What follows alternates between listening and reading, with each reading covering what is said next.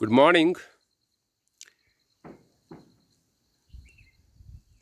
Let we discuss consumer equilibrium through ordinal approach. So, what is consumer equilibrium?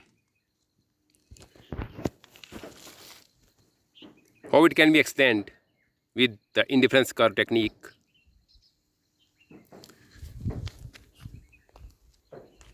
Consumer equilibrium.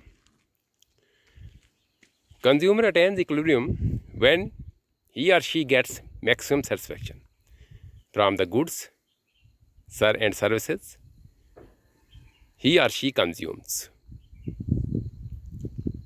So, the consumer needs goods and services given the income and prices in the market.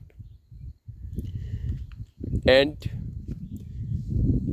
the assumed behavior of the consumer is that he or she should get higher satisfaction. So consumer needs goods and services at the given prices and income. And the equilibrium depends when the satisfaction level becomes higher.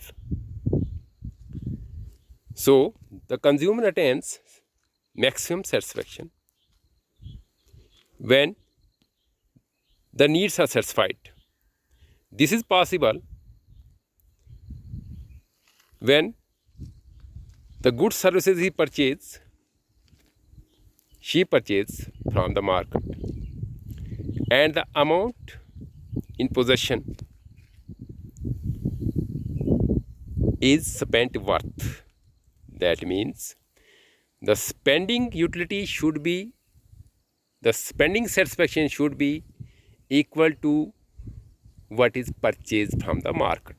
So consumer is said to be in equilibrium when he attains maximum satisfaction from the purchases of goods and services given the income and prices. How to determine the consumer equilibrium? So tools for the consumer equilibrium. There are two tools. One is indifference map and the other is budget line. So income and prices are represented through budget line.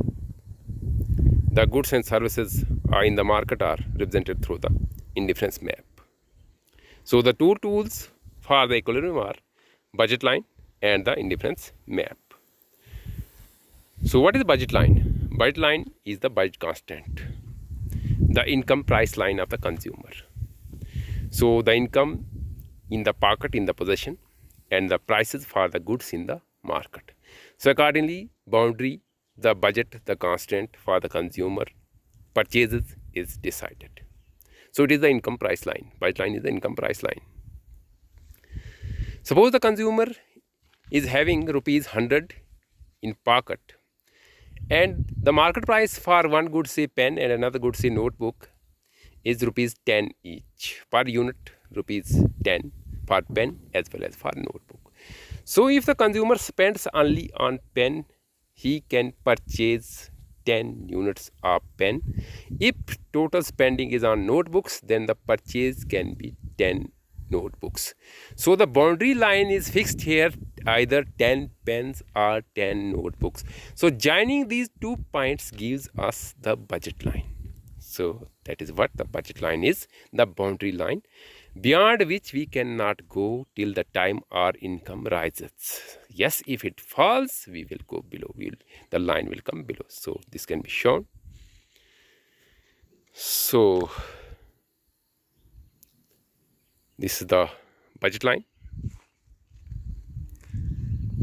The consumer was having rupees 100 and 10 notebooks or 10 pens. Joining these 2 points is the boundary line for the consumer. Now second tool is the indifference map that represents the set of various indifference curves and showing 2 goods. Suppose pen notebooks are X and Y. So this is indifference map, the set of various indifference curves. So good X, good Y along O axis, along OY axis, and the various indifference curves are IC1, IC2, IC3. Higher indifference curve gives higher satisfaction because higher quantity available. So this is how the indifference map is shown. Now, how does the equilibrium point come? For the equilibrium point, it is important that the consumer should enter the market. Consumer should be somewhere at the shopping site. So then only possible that the purchase is made and the spending is done. So to reflect this phenomenon here, we will bring the budget line and the indifference map together. So entering the market and bringing the two together. So the consumer has to purchase and the consumer has to spend amount, and yes, to bring two together, let me see the figure. So here in figure along x-axis we have taken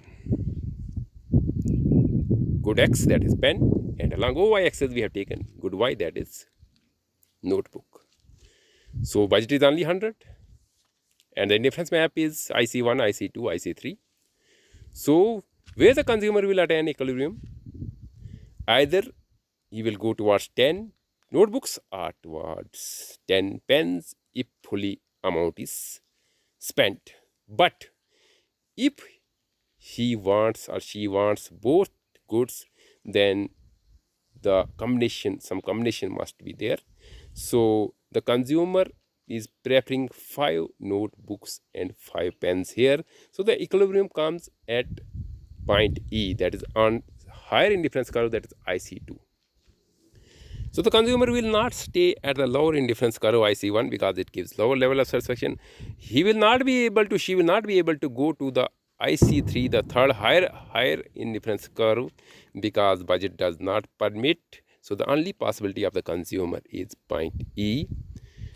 So here the conditions are satisfied. Number one, that budget line touches the indifference curve, the slope of the two is equal, and yes, the convexity condition is also made possible here. So E is the equilibrium point. T and N cannot be the equilibrium point because slope condition cannot be satisfied here. Further, this curve is lower level, satisfaction level. So the conditions are, so consumer here in the figure purchases 5x, 5y and spending the amount of 150 on each good. Conditions are by tangency point, equal slope and convexity to the origin. Yes, indifference curve is convex to the origin, budget line is tangent, and the slope of the two is equal. Slope of the budget line and the indifference curve is equal here. What are the conditions of the consumer equilibrium under this approach? So ordinal rankable utility, marginal rate of substitution is diminishing, consumer is rational, income prices are given, transitivity approach is there, consistent behavior is there.